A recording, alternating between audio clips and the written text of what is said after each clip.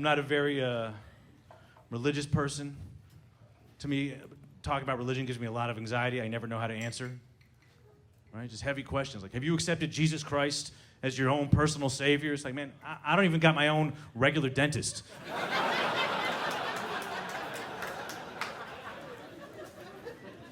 And then try and guilt you into it. You know, he died for your sins. Well, why you gotta bring up old stuff?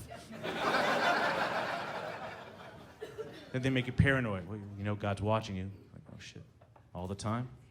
Oh yeah, all the time. Even when I'm having sex? Especially when you're having sex. As if it wasn't hard enough to make one person come.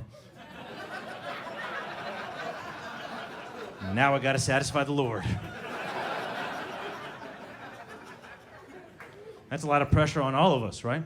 Better step up your stroke game, or God's gonna get bored and murder everybody. That's what killed the dinosaurs. I read that in Stuff I Just Made Up magazine. Right? As we all know, dinosaurs very sexually conservative.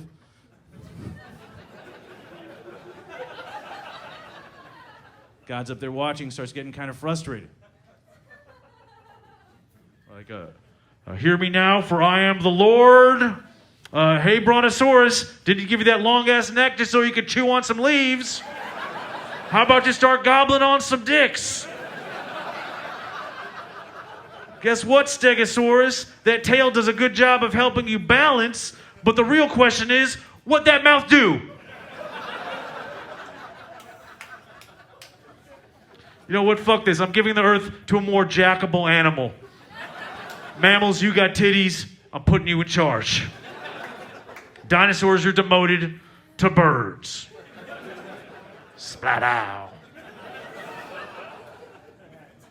You realize what a big step down that is, right? Think about it. They used to rule the earth. Now they're just tiny and bitter. Like the British.